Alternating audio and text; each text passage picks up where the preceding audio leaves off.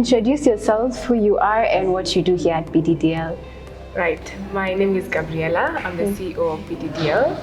I would categorize my role into three main things. So one is team leadership. So I lead the operations of most of our clients' projects. And then two is business development. So I'm basically tasked with making sure the company is alive, stays alive.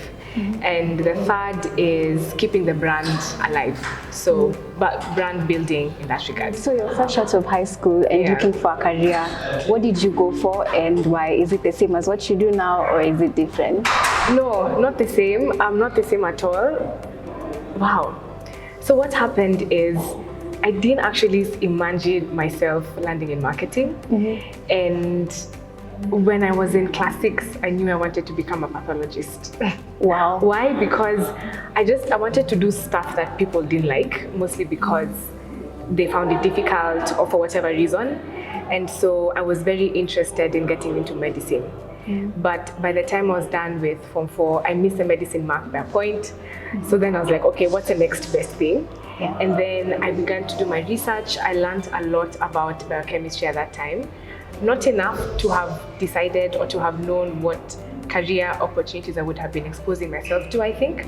But I took it anyway. So yeah, that's basically how I landed in doing biochemistry. How did you get from there to here?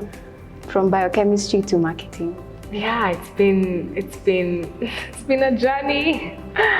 So what happened is in my first year of campus, I was in a public university. I was in JKUAT.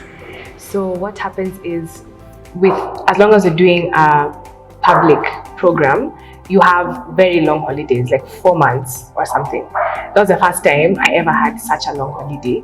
So I never knew what to do with it. So I spoke to one of my professors then, and she advised me not to do an internship because I went to her hoping I would get an internship connect.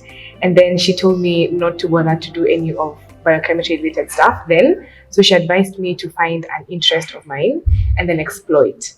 So I sat down and I was like, okay, what does this mean? So I figured, you know what, I like writing. So I went ahead and spoke to a lady who was a parent at the school I was in, and she'd taken us through a leadership program in Form 3. And so it just turned out that, so again, I went to her hoping that, I don't really know what I wanted out of that engagement, but I went to her anyway. She just came to me and was like, how about I just go talk to her? So it just happened that around that time, she was looking to expand that leadership program. And so she needed something to work with, some documentation of the success of the project. So because I liked writing, I told her I liked writing, she gave me the task of building a website for that particular project. And so that's when my experience with communication and like digital marketing started. And then it just became a very self-taught kind of process because I realized that, okay, I'm very curious about this communication marketing website building thing. Let's see where this takes me. So I finished the program with her for that 3 or 4 month duration. I volunteered at a children's home for 1 month. And then when I went back to school, I figured I could take on some side projects just to make some extra money. When you're in campus and you're like, okay, I can't be asking my parents for money for everything. So I decided then to work with a marketing firm that did a lot of experiential marketing. So like we would go for activations with specific brands, and we would try to push their products or sell them. So I did that for about a year or maybe like a year and a half. And then it got to a point now I had to start getting a bit serious with my studies. And it's more like what I wanted to do was really learn. So one thing was very clear to me, that I wasn't going to stop my degree halfway because of the side jobs that I was doing. And so I decided to become a bit more intentional about learning what opportunities I could possibly get in the biochemistry space. And one thing I learned about being in a public university is that the university will listen to you if you come in as a student body as opposed to as an individual student. So I decided then to take up leadership in the department, and that's because I figured if I have so many questions around what career opportunities exist around biochemistry, then I'm sure very many other students do. So I figured if I get good information, let me not keep it to myself, let it benefit everybody. So that's how I joined the student society. I took up leadership for about a year. So then I wasn't able to do the weekend activations that I did with this marketing team. But at the same time, what I told them then was that I was interested in doing more corporate communication as opposed to like the weekend brand ambassador activations kind of work. And so they were open to it and they gave me the opportunity, which I really did enjoy because then I got a lot more experience dealing with clients, managing a lot of the digital and a number of offline communication pieces as well.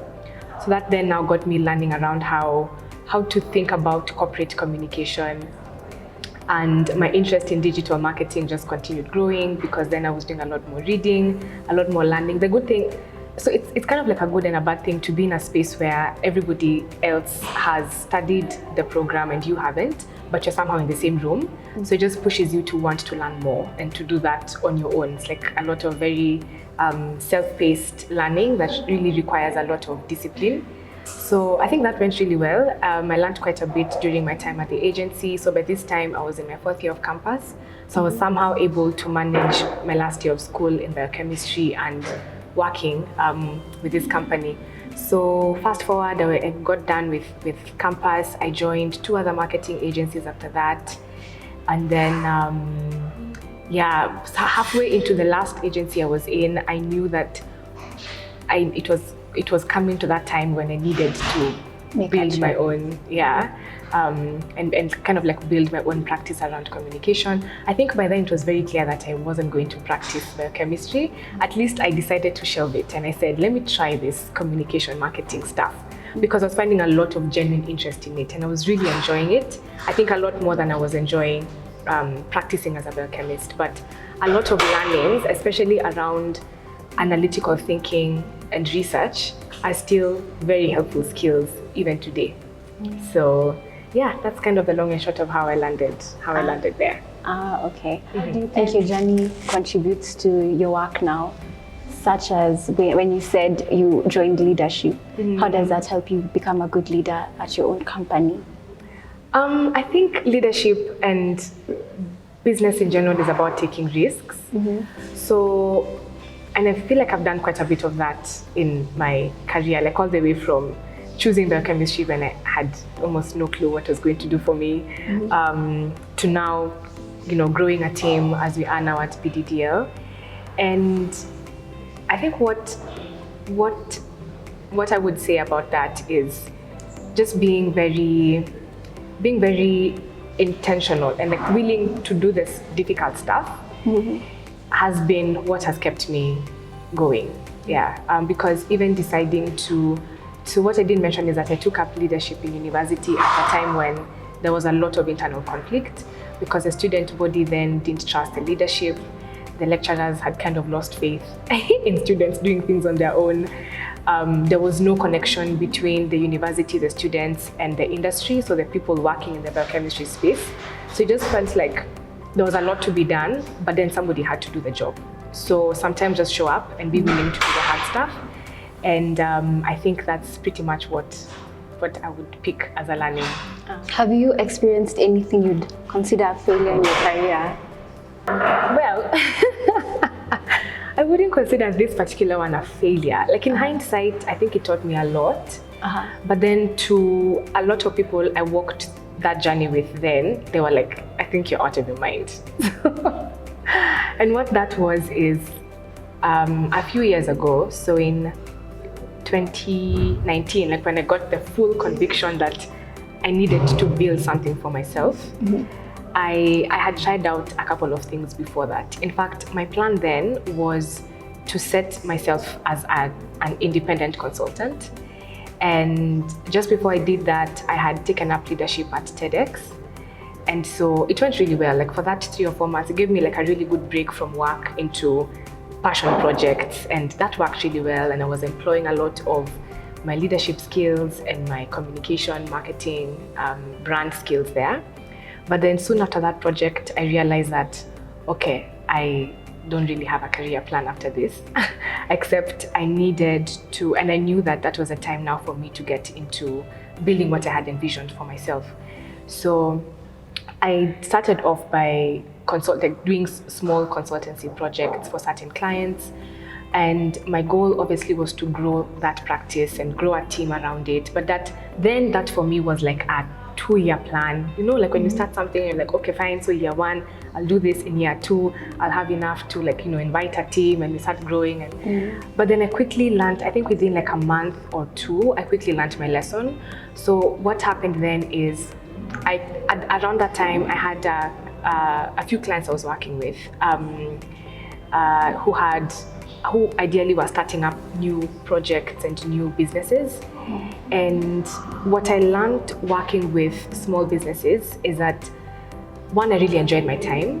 However, it exposed me to a lot of volatility in that small businesses are generally left to the discretion and the integrity of their leaders to determine how much they will stay alive or for how long they'll stay alive in the market. And by me being an independent consultant, exposing myself to that meant that I was exposing myself to a lot of volatility. I'm not discrediting anybody who is currently working with, small business owners and are helping them to grow their practice. But I think my experience was different, and it taught me that I had to think very differently around how I would shorten that time period of 2 years to grow a team into much shorter. And the reason I feel like that may have been considered, or was actually considered, a failure by other people is that it was like a very big sort of risk for me to choose, 1, to work with small companies, and then 2, not to accept any job offers that came my way, especially those that demanded full time, like my full attention and my full time. And remember, this happening at a time when I literally didn't have a source of income. And so it would have felt like I should have gone for the easier option that was just displayed on the table. But then, I at that point decided to do something else, which I think is working. Yeah, it definitely is. What do you feel is the most important thing a person needs to work in marketing? Don't be afraid to show up. But I think that cuts across any industry. And the thing is, life belongs to people who are proactive and who wake up to the call that is required of them. And I say that especially for marketing because things are very, very dynamic. A lot has changed over the last 5 years, and waking up, like showing up, means that you are ready to learn, you are ready to be mindful and keen on all the changes that are happening around the space. And you're open enough to being creative and playing with your creativity to find solutions. And how common do you think career transitions are in this field? I don't know if there are any like significantly different from any other field. I feel like transitions in the marketing space are, I wouldn't, yes, they're common. They happen quite a bit, as is the case with a lot of other industries. So you find many people who are not necessarily practicing what they studied.